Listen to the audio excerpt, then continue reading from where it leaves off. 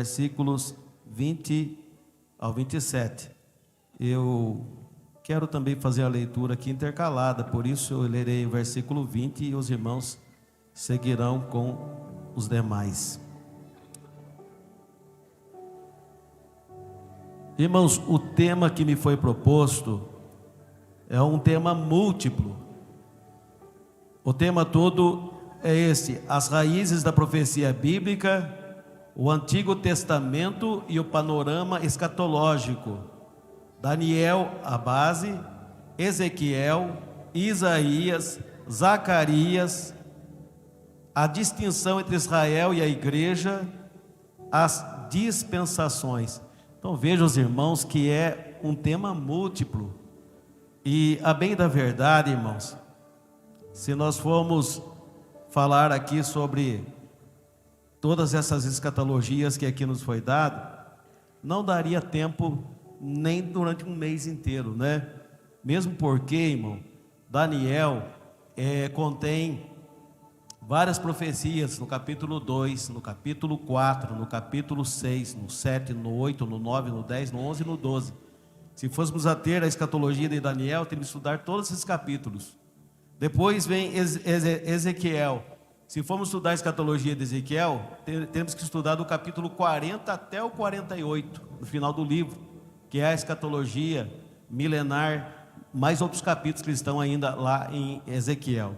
Se fôssemos estudar a escatologia de Isaías, só o chamado pequeno Apocalipse de Isaías, que vai do capítulo 23, 24, 25, 26 e 27, estudaríamos 4 capítulos só sobre escatologia de Isaías, nesse trecho de 23 a 27, que é conhecido como o pequeno Apocalipse. Só que temos mais profecias ainda, escatológicas, que vão estar lá no capítulo 3, no capítulo 7, no capítulo 11, no capítulo 36, se eu não me falha a memória, também lá no capítulo 65, 66, teremos várias profecias escatológicas em Isaías, também não daria tempo.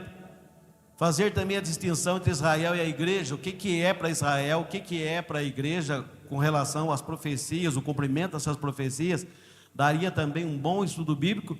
E ainda tem mais aqui as dispensações, que são 7 dispensações, só as dispensações ficaríamos o mês inteiro estudando.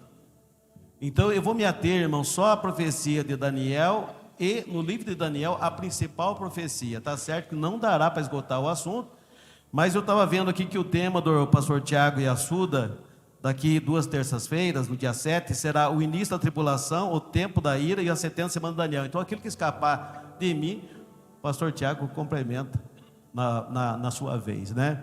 Mas vamos ler a palavra de Deus, irmãos, no capítulo 20, aliás, capítulo 9, versículo 20, diz assim: estando eu ainda falando e orando, e confessando o meu pecado e o pecado do meu povo Israel, e lançando a minha súplica perante a face do Senhor meu Deus, pelo monte santo do meu Deus, todos juntos.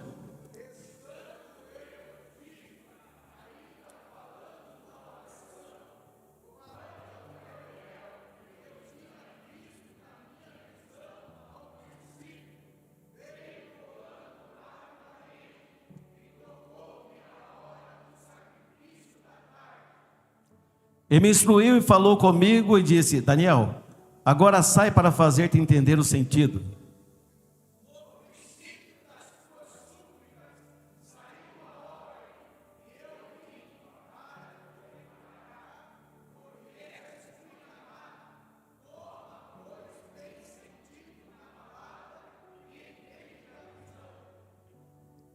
Setenta semanas estão determinadas sobre o teu povo e sobre a tua santa cidade, para extinguir a transgressão, e dar fim aos pecados, e expiar a iniquidade, e trazer a justiça eterna, e selar a visão e a profecia, e ungir o santo dos santos.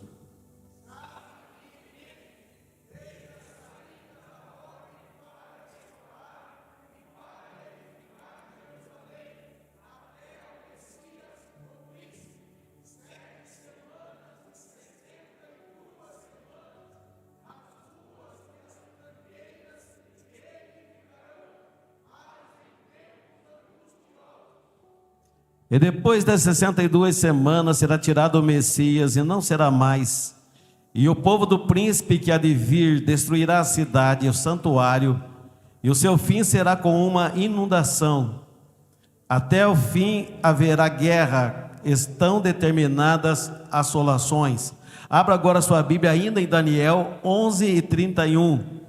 Daniel 11:31. Vire aí uma ou duas páginas da sua Bíblia, você vai encontrar Daniel 11:31, que diz assim: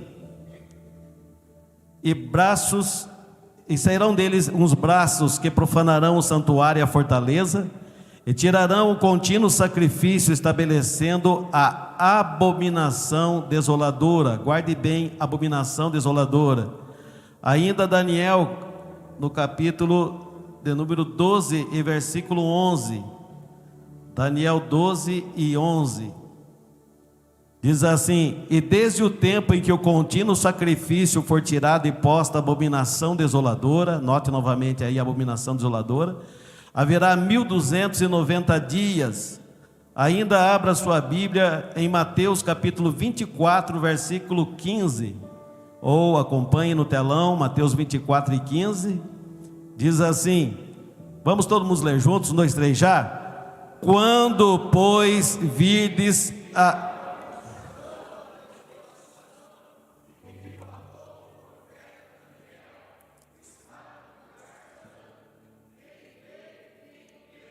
Amém? Podeis assentar, amados irmãos. Irmãos, já com o aval do nosso pastor, eu quero descer ali para poder acompanhar com os irmãos aqui no telão o estudo que iremos ministrar, porque, irmãos, dentro dessa profecia tem muitos cálculos para serem feitos e é impossível a gente falar e não mostrar para os irmãos que o método audiovisual, os irmãos aprendem melhor, cerca de 90%. Então, eu já, com a permissão do nosso pastor, eu e o pastor Genor, no domingo, já testamos aqui o telão, e eu vou descer ali, e os companheiros que estão no público também, quiserem acompanhar o estudo ali no telão, irmãos, convido os irmãos para descerem ali, para um maior aproveitamento. Tudo isso estamos fazendo já com autorização do nosso pastor presidente, e vamos, então, meditar na palavra de Deus. Eu tenho certeza que não dará para passar todos os slides que eu preparei para os irmãos, mas eu vou até onde der, e com certeza o pastor Tiago irá complementar. Então vou me ater, irmão, às profecias, 70 semanas de Daniel, nesse texto bíblico que nós acabamos de ler aqui. Até quem está sentado no último banco consegue ver o telão, viu? Nós já testamos até isso com o pastor Genor, Jonathan me ajudou hoje também. Então vamos ver aqui as 70 semanas de Daniel. Aqui está o texto bíblico que os irmãos já leram, né, juntamente comigo. E eu gostaria de destacar Daniel capítulo 9, o versículo 24, que é o cerne, né, do nosso texto bíblico, que aqui nós encontramos os 6 motivos aí das 70 semanas, né? Então diz lá assim, 70 semanas estão determinadas sobre o teu povo e sobre a tua santa cidade para, número 1, o que mesmo? 1, 2, 3, já? Segundo objetivo. Terceiro objetivo. Quarto. 5. E 6. Daniel 9:24. Então nós temos aqui os 6 objetivos proféticos das 70 semanas, né? Os primeiros 3 objetivos aqui em cima têm a ver com os pecados de Israel, e os 3 últimos têm a ver com a salvação de Israel, né? A chave do livro é o programa de Deus para Israel. Veja bem, irmãos, que as 70 semanas ela tem a ver com a história de Israel a partir da ordem de Artaxerxes no ano 444 a.C. para a reconstrução da cidade de Jerusalém. Houve pelo menos 4 autorizações ou 4 decretos para que começasse com a reconstrução do templo primeiro. Isso foi feito por Zorobabel, né, sob o comando de Zorobabel, animados pelas profecias de Ageu e Zacarias. o templo ficou mais ou menos uns 20 anos sem ser reconstruído, até que Ageu e Zacarias profetizaram para eles ali, eles retomaram e assim foi reconstruído.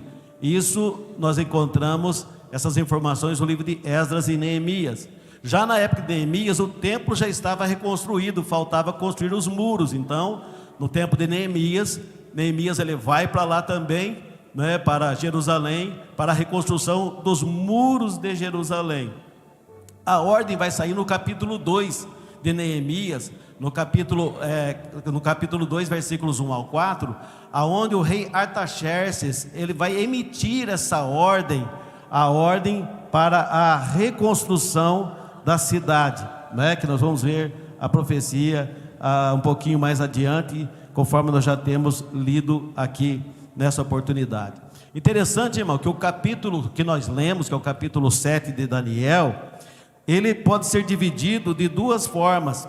Esse capítulo 9, ele é dividido da seguinte forma: nos versículos 1 ao 19, fala a respeito dos 70 anos históricos, e do versículo 20 até o 27 que nós lemos, fala dos 70 proféticos. Isso é importante. A divisão de Daniel capítulo 9 fala dos 70 históricos, vai 1 ao 19, aonde é Daniel e Deus, ou seja, Daniel orando a Deus, confessando os pecados do povo, porque ele entendeu pelo livro de Jeremias que ele leu, que o tempo do cativeiro de Israel já estava findado. Então ele era um leitor da Bíblia, ele leu as profecias de Jeremias, ele interpretou que estava já se findando os 70 anos de cativeiro.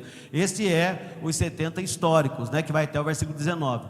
Mas do versículo 20 em diante até o 27 já são os 70 proféticos, que daí, irmãos, vai emitir a profecia que está relacionado com Israel, porém interessa para mim e para você, porque dentro dessas profecias que vão ser ali expedidas por Daniel, vai entrar o que? Um período chamado, que é o período dos gentios, que é o período da igreja, aonde logo após esse período vai acontecer aquilo que a Bíblia chama de a grande tribulação, que é justamente a última semana de Daniel. Isso posto, vamos andar mais adiante.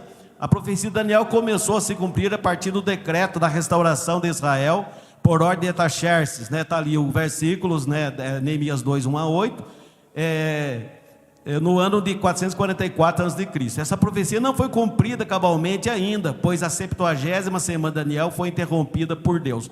Eu vou mostrar um gráfico daqui a pouco para os irmãos, e nesse gráfico vai estar bem discriminado ali a primeira semana, as 69 semanas, né? E a última semana, né? A 70ª semana, que são semanas de anos. Vamos ver inclusive o princípio, né, dessas semanas de anos. Então deu-se o advento da igreja, né? Quando? Num permeio profético que existe entre a 69 e a 70ª semana. Então, depois que passam 69 semanas, que são semanas de anos, né, multiplicando, vai dar 483 anos, e aí está faltando ainda mais 7 anos, ou seja, a última semana, porque a profecia fala de semana de anos, e esse princípio está lá em Levítico, capítulo 27, versículo 8. Há uma regra da hermenêutica que diz que nós devemos interpretar a Bíblia à luz da própria Escritura, né? À luz da própria Bíblia. E ali vamos encontrar esse princípio das semanas, aonde Deus fala claramente ali que uma semana vai equivaler, né? São semanas não de dias, mas semana de anos, tá? Vamos ver daqui a pouco. E vamos ver nesse permeio profético onde vai entrar a igreja, e logo após vai acontecer a última semana de Daniel. Então a igreja deve primeiramente ser arrebatada, para em seguida a profecia sobre a 70ª semana cumprir-se literalmente e plenamente.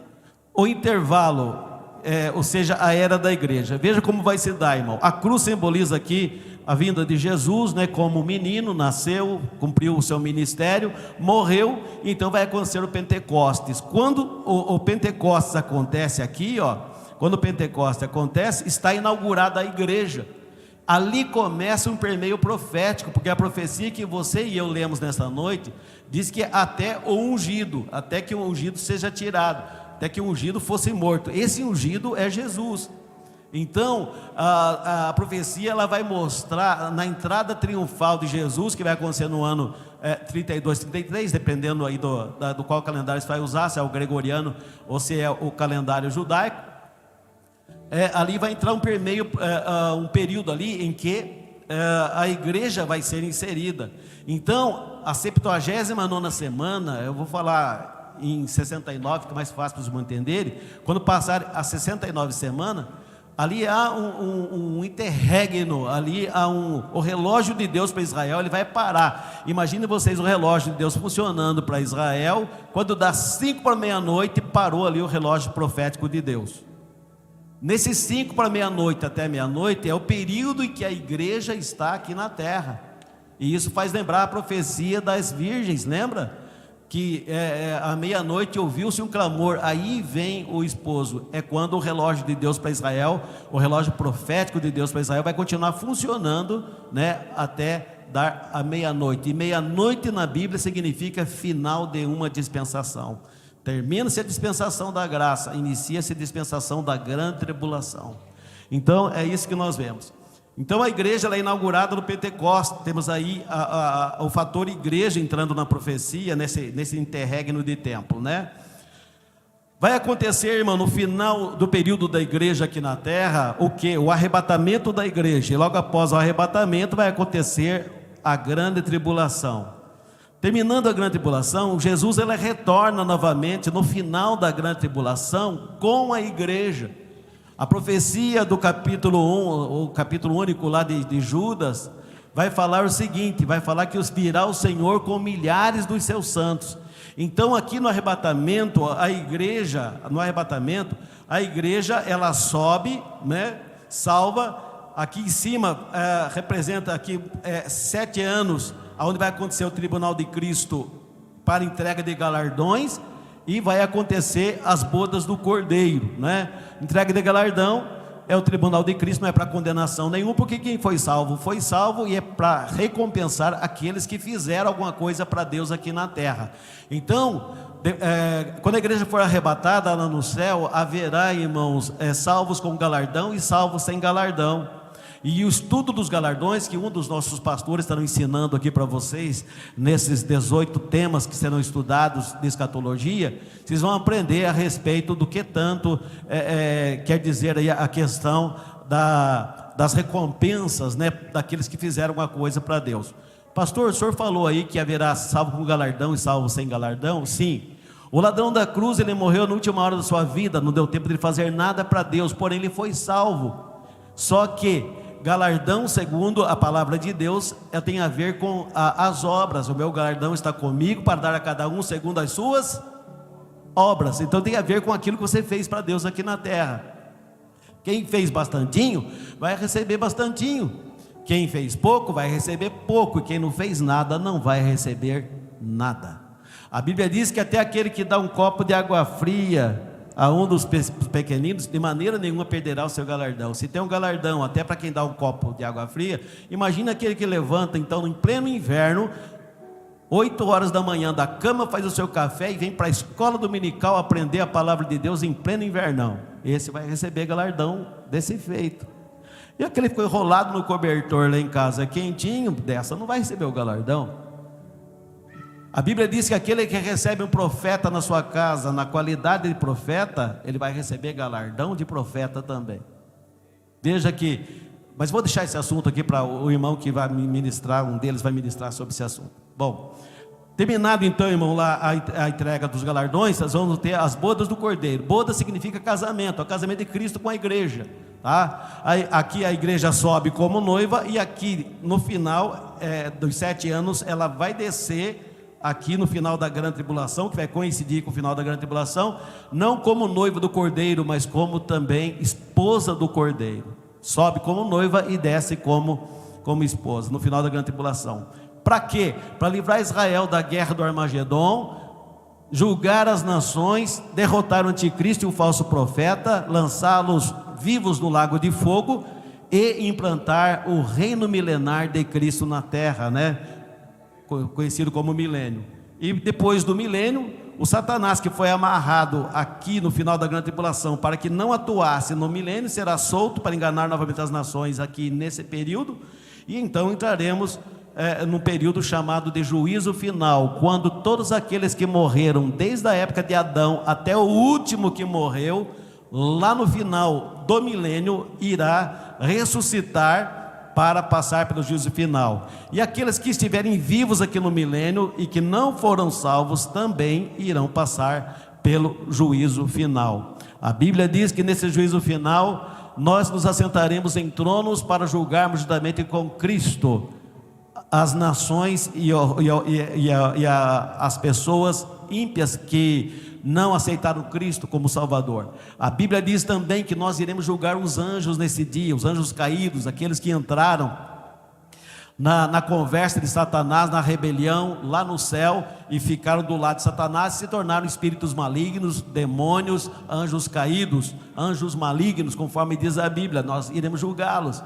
A Bíblia diz que aqueles que forem condenados no juízo final serão lançados no lago de fogo, aonde já estava lá. Desde aqui, inaugurando o lago de fogo, o anticristo e o falso profeta, que a Bíblia diz que foram lançados vivos no lago de fogo.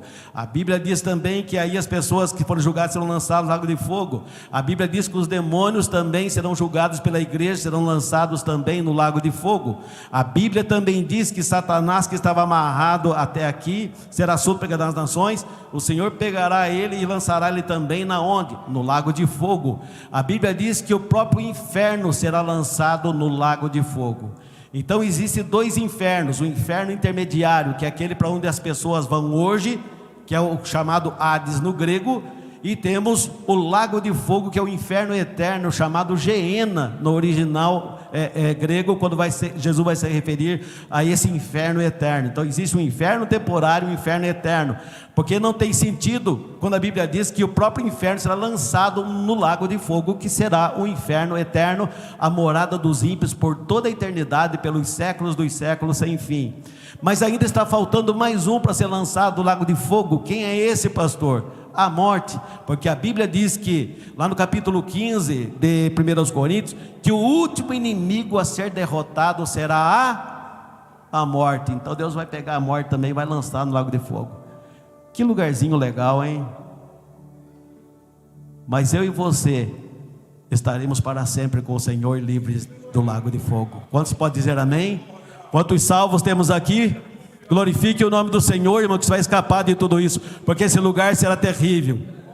Ficarão lá por toda a eternidade. E o que é a eternidade? São eras que tombam sobre eras, e que tombam sobre eras, e que tombam sobre eras, pelos séculos dos séculos sem fim. A Bíblia diz que ali haverá choro e ranger de dentes. A Bíblia diz que ali o bicho nunca morre. A Bíblia diz que haverá enxofre e trevas exteriores. Ali a Bíblia chama de fogo eterno, aonde nunca mais as pessoas sairão daquele lugar. Não haverá salvação para aqueles que forem condenados e lançados lá, mas eu e você que já aceitamos Jesus como nosso Salvador, estaremos habitando na onde? Estaremos habitando o novo céu e a nova terra, onde habita a justiça.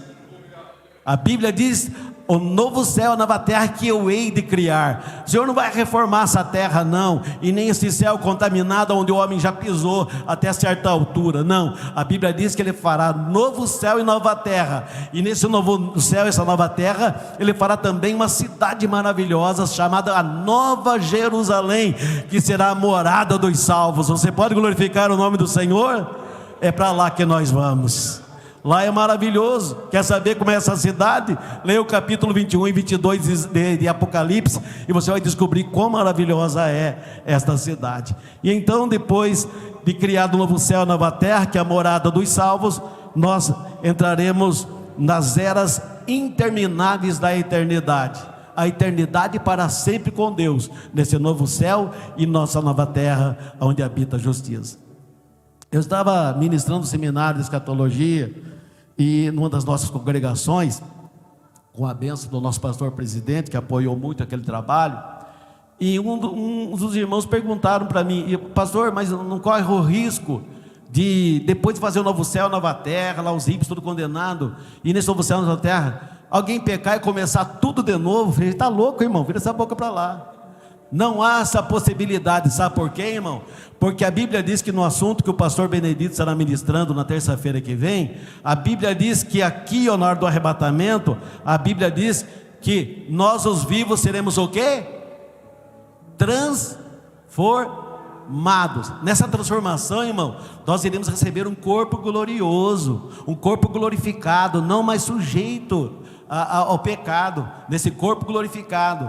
A Bíblia diz que nós receberemos um corpo semelhante ao dos anjos. Jesus disse que lá no céu não se casa, senão em casamento serão semelhante aos anjos, que atravessam parede. Jesus no corpo glorificado, as portas estavam fechadas, capítulo 20 de João, a Bíblia diz, faz questão de dizer 2 vezes que a porta estava fechada, mas ele adentrou parede adentro, porque ele estava no corpo glorificado, e disse: paz seja convosco, para os discípulos. É esse corpo que eu e você iremos receber, não mais sujeito ao pecado. Vai voltar ao princípio, aquilo que Deus fez o homem para o louvor da sua glória, conforme diz Salmo capítulo 8, lá quando ele faz o jardim do Éden, o paraíso, mas os homens pecaram lá, e Deus traçou um plano de salvação, desde o começo, lá de Adão, 4.400 anos antes de Cristo, conforme a cronologia bíblica, até no final, irmão. Agora ele vai restaurar novamente um paraíso chamado Novo Céu e Nova Terra, uma cidade maravilhosa chamada Nova Jerusalém. Se nesta noite há alguém aqui que não tem esperança de ir para esse lugar, essa noite é noite de salvação, é noite de você receber Jesus como Salvador. Se tem alguém aqui que está com um pé no mundo e um pé na igreja, é hora de você tomar a decisão de se firmar na igreja uma vez por todas, deixar os vícios, os pecados, as coisas que para trás ficam, e viver uma nova vida com Cristo, porque depois do arrebatamento será muito difícil a pessoa ser salva. E mesmo depois de chegar diante do juízo final, se chegou lá perdido, vai ser condenado e lançado nas trevas exteriores, no lago de fogo.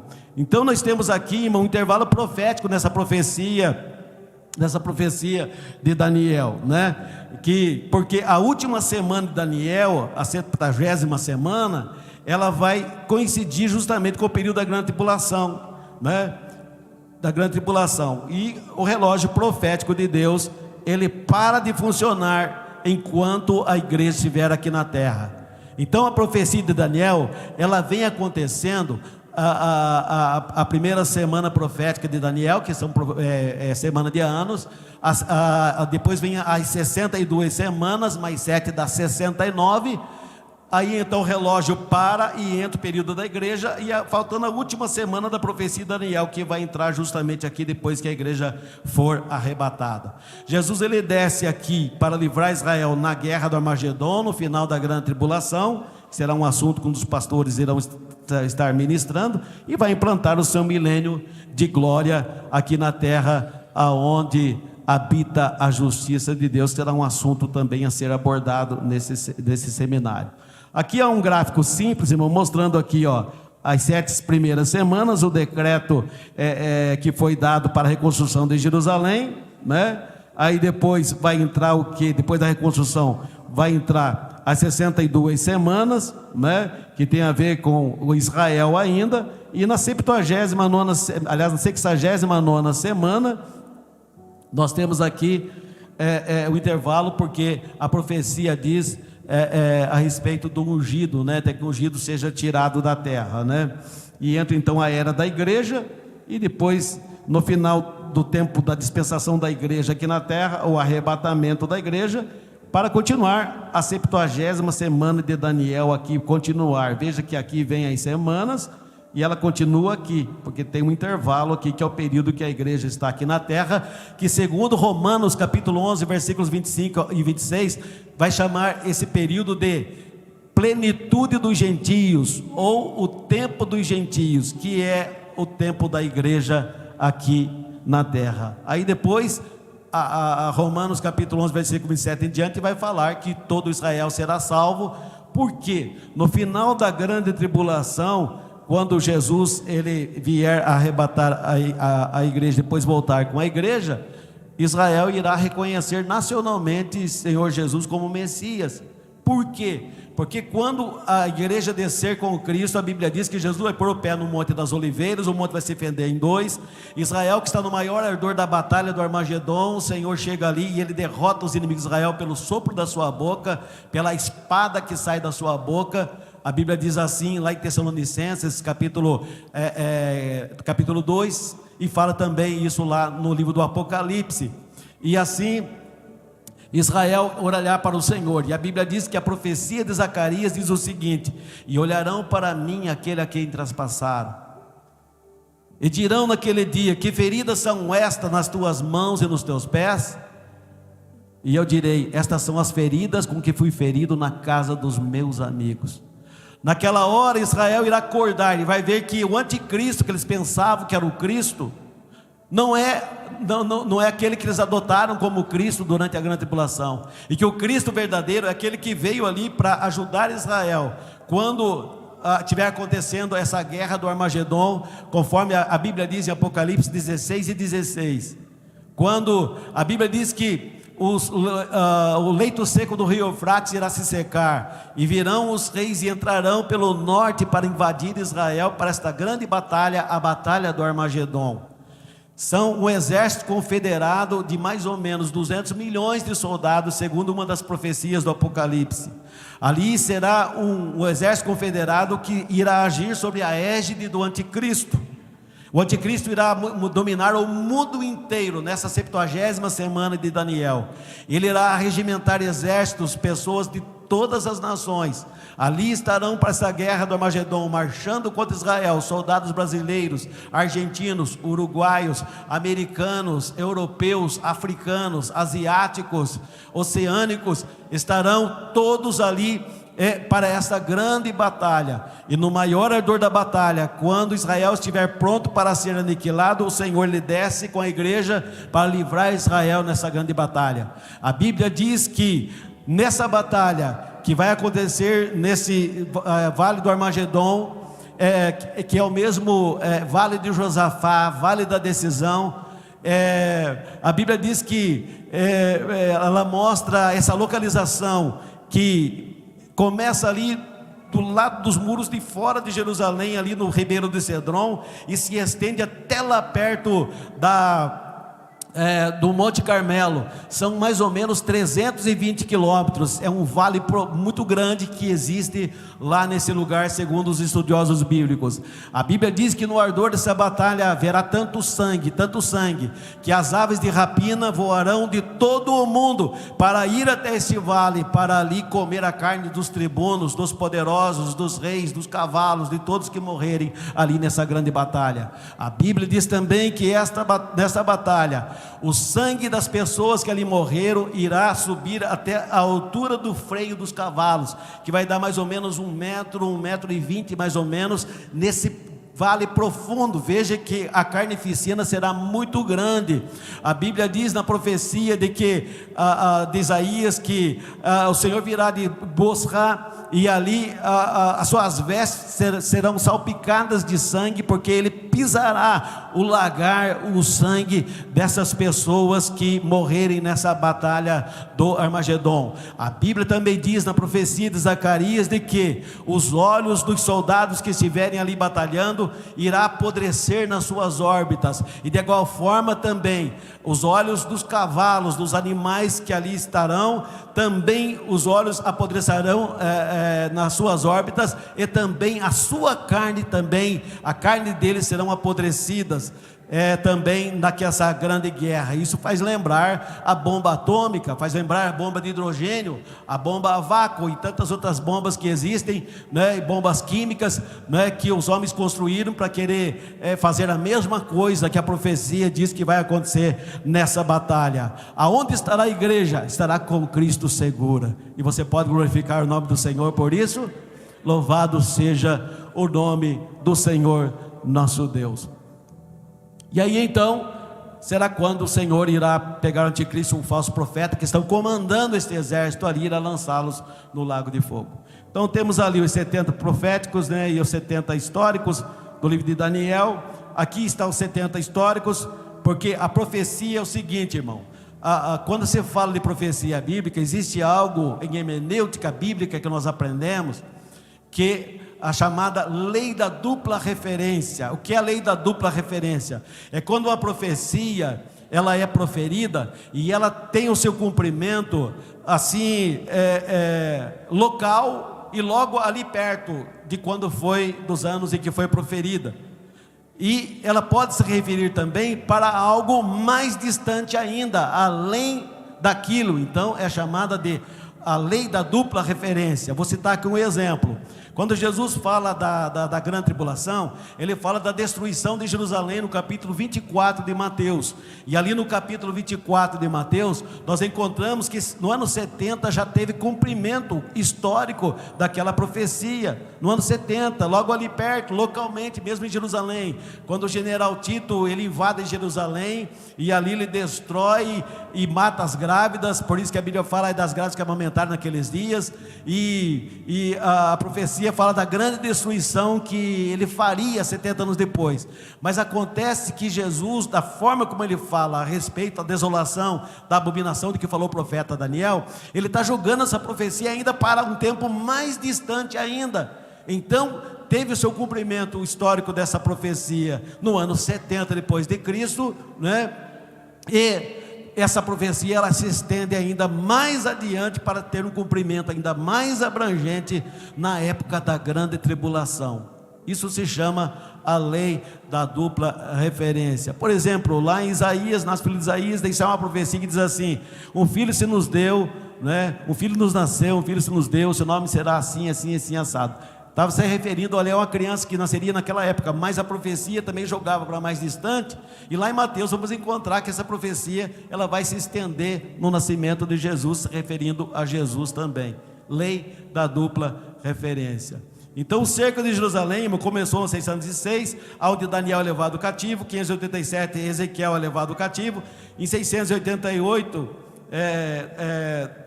aliás, aqui na verdade seria 588, está errado aqui, esse 6 aqui seria 5.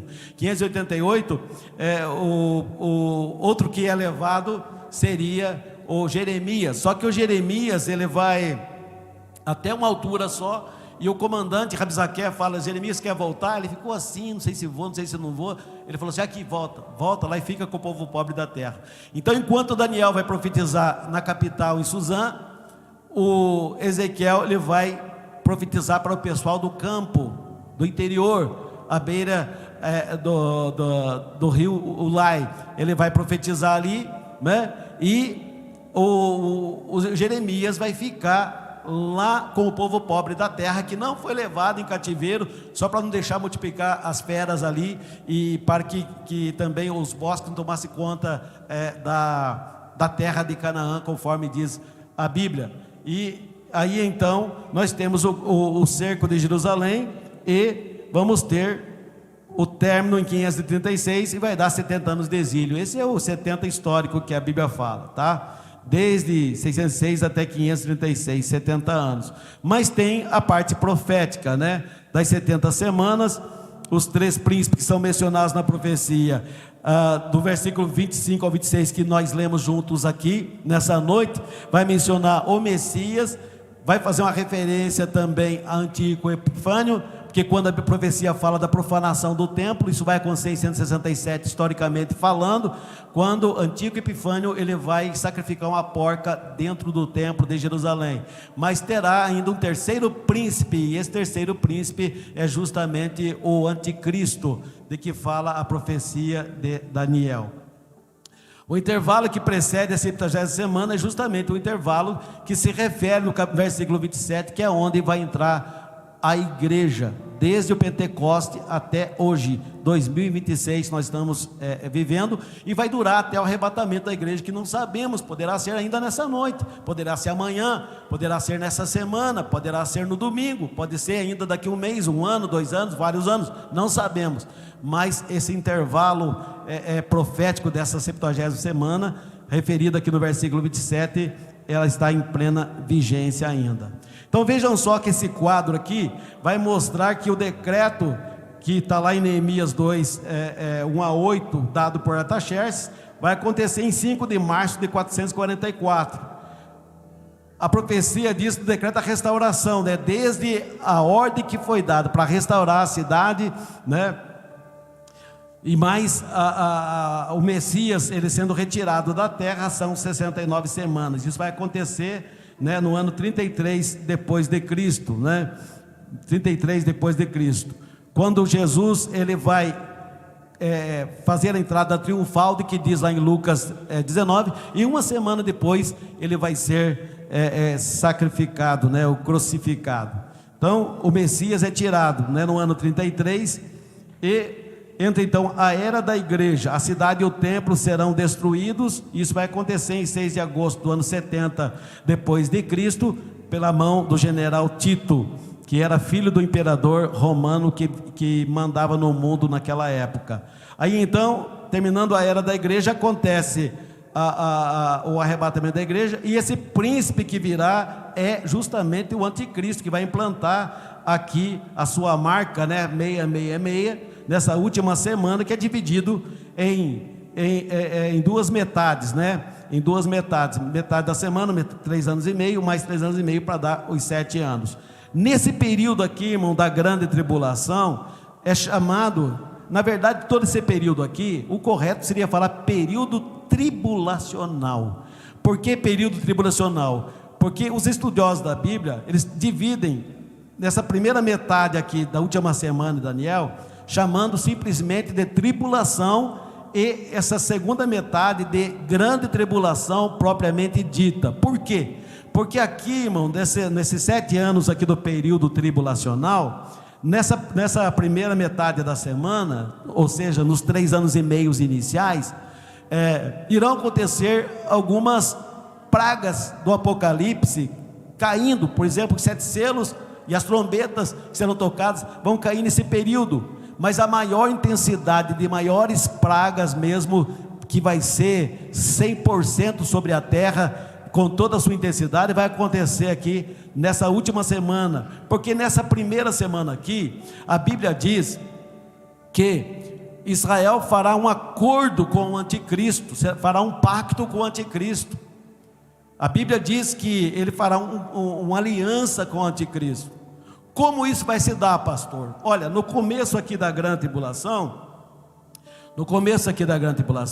a igreja é arrebatada. Israel não crê em Jesus até hoje. Lógico que um judeu ou outro se converte, que nem Paulo, por exemplo, é judeu, se converteu, né? Os apóstolos judeus se converteram, mas Israel nacionalmente não se converteu. Esses tempos atrás eu vi um repórter perguntando nas ruas de Jerusalém para os judeus ortodoxos quem era Jesus. Eles falavam que não sabia quem era. Não sei quem é Jesus, eles não sabem quem é Jesus, porque eles creem só no Antigo Testamento. Eles esperam ainda um Messias que virá. Por quê? Porque eles creem no Antigo Testamento, e as profecias falavam que viria um rei libertador para livrar Israel. Quando Jesus veio, irmão, eles não creram. João capítulo 1, versículos 11 e 12, a Bíblia diz: veio para os seus, mas os seus não o receberam. Mas a todos quantos o receberam, deu-lhes o poder de serem feitos filhos de Deus, a saber, os que creem no seu nome. Quem é filho de Deus? Eu e você que aceitamos Jesus como Salvador. Nós somos filhos de Deus, porque os judeus rejeitaram. Aí você faz uma ponte desse versículo aí, lá para Romanos capítulo 11, a Bíblia vai dizer o seguinte, que nós fomos enxertados na oliveira. Nós não éramos oliveira, e oliveira é Israel, mas nós fomos enxertados no lugar de Israel. E a própria capítulo 11 de Romanos vai falar que mais tarde Israel será salvo. Isso vai acontecer quando? No final aqui da grande tribulação, quando Jesus virá livrá-los da mão do anticristo. Então vejam só, no começo da semana aqui, a igreja vai ser arrebatada. Logo após o arrebatamento, o anticristo irá se mostrar no mundo. A Bíblia diz que o espírito do anticristo já está no mundo. Não sabemos ainda quem é o anticristo. Muitas pessoas arriscaram falar que era ele, esse fulano, ciclano, bertano. Todos eles erraram até agora, não é?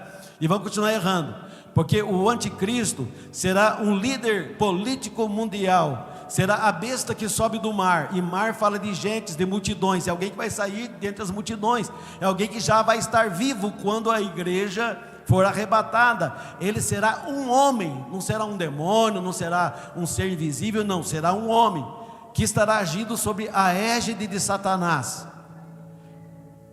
Só que o anticristo, ele vai se apresentar ao mundo já adulto, e quem vai apresentar o anticristo para o mundo vai ser o falso profeta, que é o líder religioso. A chave é capítulo 13 de Apocalipse, quando do versículo 1 até o 10, está falando da besta que sobe do mar. Depois, dali em diante, está falando da besta que sobe da terra. Então são duas bestas. A primeira besta que sobe do mar é o anticristo. A segunda besta que sobe da terra é o falso profeta, que é o líder espiritual, o líder religioso. O líder religioso, ele já será conhecido do mundo inteiro. Ele é conhecido do mundo inteiro. É ele que vai apresentar o líder político, que é o anticristo, para o mundo. E quem, irmãos, hoje que é o líder religioso mais conhecido em todas as nações e no mundo inteiro? É um Papa. Só pode ser um Papa. Não temos outro pensamento na nossa cabeça. É ele que vai apresentar o falso profeta. Aliás, ele como falso profeta e líder religioso vai apresentar o anticristo para o mundo, dizendo: ó, esse homem que tem a solução para o mundo. Quando a igreja for arrebatada, vai ser mais ou menos assim. Vai ser mais ou menos assim. O anticristo vai dizer assim: olha, o problema de vocês não era moradia, não fiquem aí temerosos com esse povinho aí que sumiu da terra. O problema não era moradia, pode agora entrar na casa dos crentes aí, ó, e tomar a casa deles e morar na casa deles. A minha pode pegar a hora que quiser, viu? Já não estaria aqui mesmo, né? Ou você está com dó da tua casa, irmão? Nós estaremos nas mansões celestiais. Oi, pastor? Vai deixar a chave para o lado de fora. Aí ele vai falar assim: o problema de vocês não era fome, não estava faltando alimento no mundo, então agora vai sobrar comida para vocês, porque sumiu aí esses milhões de pessoas aí, ó, e vai mentir mais ainda. Segundo a nova era, irmão, vai dizer que veio seres de outro planeta, que levaram para morar num outro planeta, outra dimensão. Eles vão inventar uma porção de história, sabe, para querer justificar. O anticristo não vai falar para ninguém que Jesus veio e arrebatou a igreja. Ele bem sabe disso, mas ele não vai falar. E aí vai arrumar uma porção de desculpas. Aí Israel, a Bíblia diz que o anticristo e o falso profeta vão fazer descer até fogo do céu, vão até ressuscitar a gente. A besta vai ressuscitar, vai fazer uma porção de sinais, prodígios de mentira, diz a Bíblia Sagrada. E Israel está de olho. As nações hoje inteiras, o mundo inteiro é contra Israel.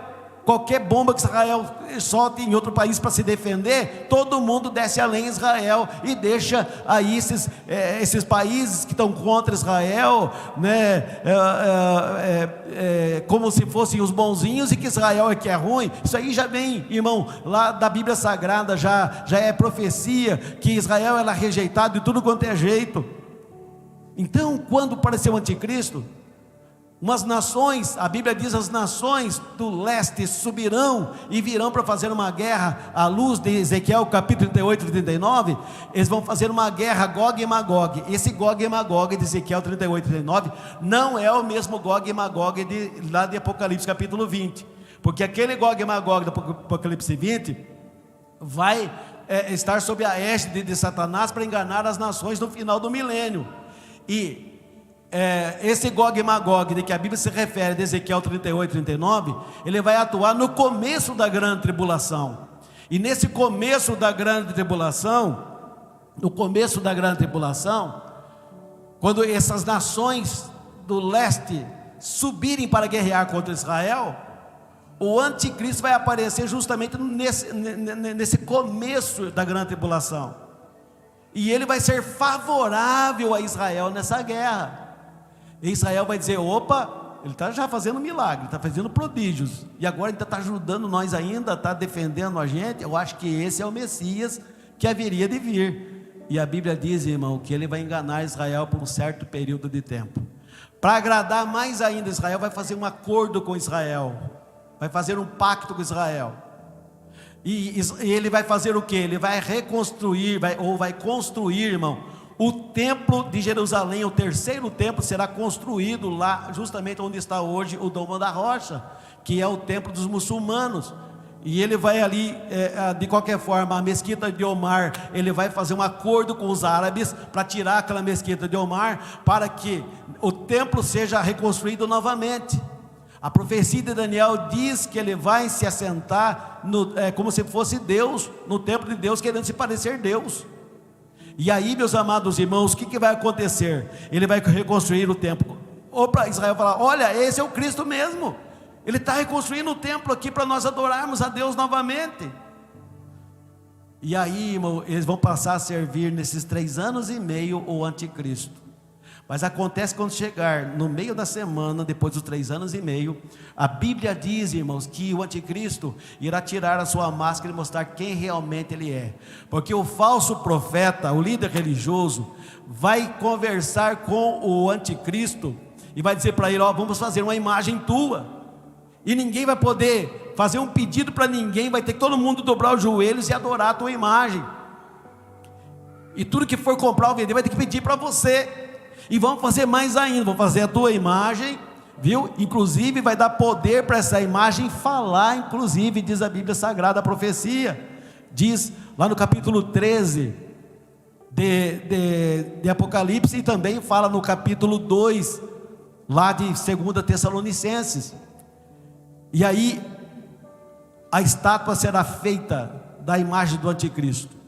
E todo mundo vai ter que adorar o anticristo, que vai exigir adoração à sua pessoa e à sua imagem. E aquele que não adorar a sua pessoa e a sua imagem, não vai poder comprar, não vai poder vender, porque aqueles que assim o fizerem, vão ter a marca da besta na sua mão direita ou na sua testa. O sinal, o nome da besta e o número da besta, serão 3 coisas que diz a profecia. E aí, as pessoas que não foram arrebatadas, desviados da igreja, que aqui ficaram, vão se lembrar daquilo que os pastores ensinavam no seminário de escatologia. E falou: opa, se nós aceitarmos, então nós vamos estar condenados. Porque a Bíblia também diz que aquele que tiver a marca da besta vai ser lançado no lago de fogo. Não tem remédio. Não tem remédio. E algumas pessoas não irão aceitar a marca da besta, pessoas desviadas, aquelas que não foram arrebatadas.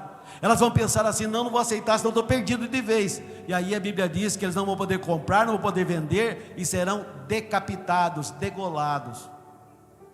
A Bíblia diz que João viu a alma dessas pessoas que foram degoladas do período tribulacional, debaixo do altar lá no céu. Sinal de que elas foram para o céu, não estão no mesmo privilégio da igreja, de estar sentado em tronos, mas estão debaixo do altar. E ali João viu as almas deles que clamavam e diziam: ó santo, santo Deus, até quando que o Senhor irá vingar do sangue das pessoas que derramaram nosso sangue lá na terra? Então veja que haverá salvação na grande tribulação, mas será com o próprio derramamento do seu próprio sangue. Hoje a salvação é de graça. Ninguém precisa morrer hoje, porque Jesus já pagou o preço de sangue na cruz do Calvário. Jesus já morreu por toda a humanidade, morreu por mim e por você. E nós entendemos o plano da salvação, aceitamos esse sacrifício de Jesus em nosso lugar, aceitamos a Ele como nosso único, suficiente Salvador das nossas almas. Por isso somos salvos de graça. Da grande tribulação, o plano da salvação estará fechado para essas pessoas, e se elas quiserem ser salvas, vão ter que derramar o seu próprio sangue, porque Jesus, quando derramou o sangue, no período da graça que nós estamos vivendo hoje, que é o período da igreja, nessa dispensação da graça, estão recusando. Depois que quiserem ser salvos, eles terão que derramar o seu próprio sangue, sendo decapitados durante a grande tribulação. Agora pense comigo, irmão, como será difícil a salvação dessas pessoas, porque hoje a salvação é de graça, é só rejeitar o pecado e aceitar Jesus como Salvador. E eles estão recusando. Você acha que eles vão querer ser decapitados? Lembra do ISIS, aquele exército lá islâmico, que pegava os repórteres, colocava de joelhos, e cada um deles assim, vestido com máscara preta, com a faca no pescoço dos repórteres, e filmaram. No YouTube mostra quando eles passavam a faca no pescoço deles assim, e eles caíam ali agonizando, com sangue vertendo. Lembra-se disso? É isso que vai acontecer nesse período aí da grande tribulação, para aqueles que não foram salvos. Mas os crentes que tiverem com a vida em dia com Deus, a Bíblia diz: aquele que perseverar até o fim, esse será salvo. Você pode glorificar o nome do Senhor nesta noite? Então vale a pena ser crente, irmão. Vale a pena, irmão, você pagar o preço hoje. Essa lutinha que está passando aqui, irmão, tem tanta gente que se desvia por qualquer coisa.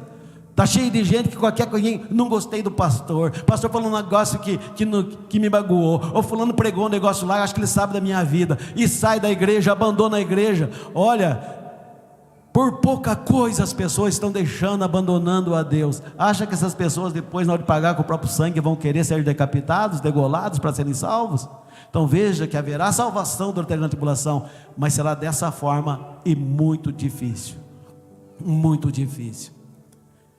E aí então, irmão, nesse período aí, dessa última semana de Daniel, né, a 70ª semana, Israel fará um acordo aqui com o anticristo. Mas quando ele fizer essa estátua, Israel vai se lembrar: espera lá, a Bíblia diz que só ao Senhor adorarás e só a Ele darás culto.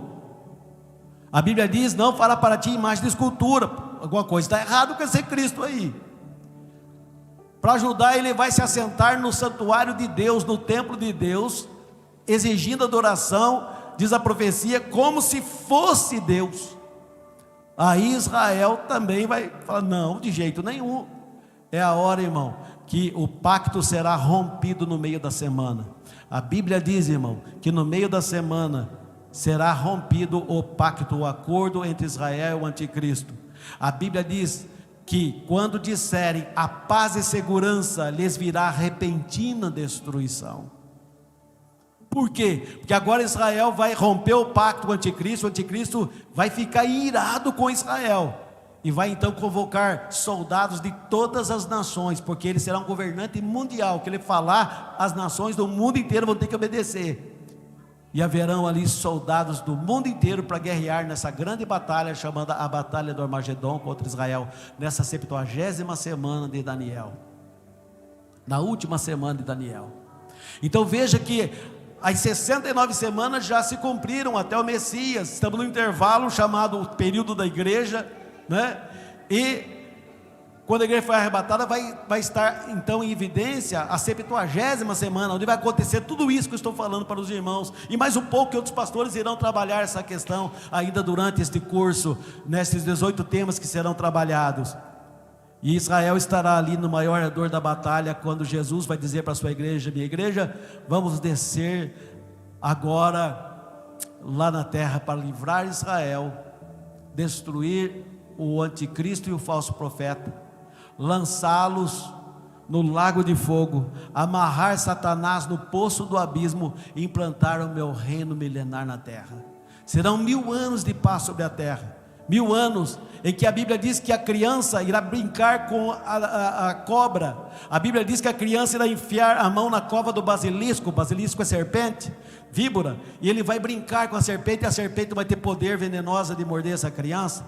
A Bíblia diz que o leão irá pastar junto com a nédia, a ovelha. A Bíblia diz que a vaca irá pastar junto com a ursa, sem que a ursa coma a vaca, porque os animais vão voltar a ruminar novamente. Esses animais carnívoros vão deixar de ser carnívoros, vão comer capim, como o boi. Haverá a longevidade. A Bíblia diz que o pecador, aquele que morrer jovem, a Bíblia diz, vai morrer com 100 anos de idade, jovem ainda.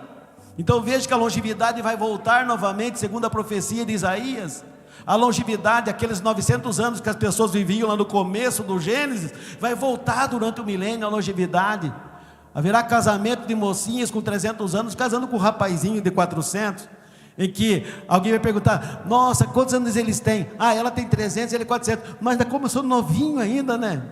Vai ser assim no milênio. A Bíblia mostra que a longevidade irá voltar. A Bíblia diz também que no milênio as armas de guerra serão transformadas em foices e enxadas, para que a lavoura seja cultivada, haja produtividade agrícola durante o milênio, ninguém vai passar fome. A Bíblia diz que no milênio os montes serão aplainados, não haverá abismo, não haverá montanha alta demais. A Bíblia diz dessa forma, e outras coisas mais que o pastor que for trabalhar aqui a questão do milênio irá certamente trazer para vocês. Por isso eu digo para vocês: não faltem nestas aulas, porque sempre a aula de um professor vai ser complementada na aula de outro professor. E aí então, meus amados irmãos, esse milênio será um milênio de gozo. Aonde estará a igreja durante o milênio? Durante o milênio, a igreja estará habitando já nessa nova Jerusalém. A Bíblia diz que João viu quando a nova Jerusalém ela está preparada como ataviada, como a noiva para o seu marido, e que desce do céu. Se a Bíblia diz que a nova Jerusalém descerá do céu, ela vai descer do céu mesmo durante o milênio, irá pairar sobre a Jerusalém terrestre.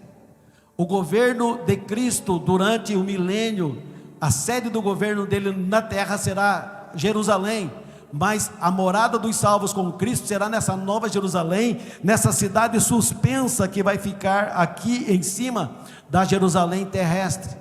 Lembre-se que você vai estar no corpo glorificado, lembre-se que você vai estar no corpo semelhante ao dos anjos. Então, ao mesmo tempo que estiver lá, você pode vir aqui e daqui voltar para lá novamente, cumprir alguma missão que Deus te der, que Jesus te der, você pode voltar novamente. E qual será o papel de Israel durante o milênio? Lembre-se que Israel se converteu aqui, nesse ponto aqui, no final aqui da grande tribulação. E o papel de Israel será pregar o evangelho eterno durante o milênio. E durante o milênio haverá salvação também, porque a Bíblia diz que o evangelho será pregado por Israel nesse período. Não tem porquê o evangelho ser pregado se não haverá salvação. A Bíblia diz que mesmo sendo um pedaço do céu na terra, aqui durante o milênio, a Bíblia diz que haverá pecadores, que a Bíblia diz que o pecador de 100 anos será amaldiçoado. Então haverá pecadores ainda nesse período.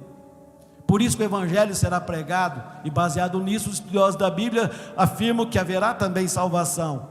Porque no final do milênio, Satanás será solto para enganar novamente pessoas que se converteram durante o milênio. Se todo mundo fosse perdido, não tinha porquê Satanás querer enganar as pessoas no final do milênio. Mas a Bíblia diz que ele se levantará, enganará assim algumas nações, e a Bíblia diz que então o Senhor pegará Satanás, irá lançá-lo também lá no lago de fogo. E aí então vem o juízo final, que eu já adiantei para os irmãos. Depois do juízo final, novo céu e nova terra, e as eras intermináveis da eternidade, na qual nós iremos habitar para sempre com Cristo na glória. O céu será um lugar monótono? O novo céu e nova terra será um lugar monótono? Porque a Bíblia fala muito pouco desse período, e tem gente que pensa que no céu não vai ficar a eternidade inteira. Glória, glória, glória, glória, glória, aleluia, amém. Glória, glória, glória, aleluia, amém. Glória, glória, glória, por toda a eternidade. Não, irmão, não será assim.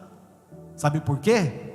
Porque no capítulo 12, se não me falha a memória, de 2 Coríntios, a Bíblia diz, que Paulo foi arrebatado até o terceiro céu, e estando no paraíso, ele ouviu e viu coisas inefáveis que ao homem não é lícito nem falar, de tanta maravilha que ele viu, que aguarda eu e você lá na glória.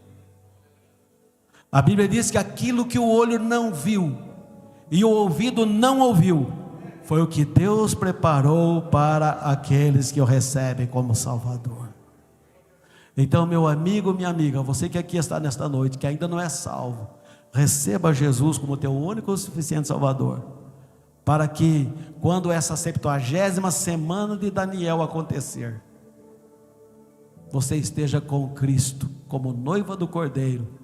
E a Bíblia diz, e assim estaremos para sempre com o Senhor. Quantos podem dizer amém? Que Deus te abençoe em nome de Jesus. Obrigado, pastor. Amém. Glória a Deus.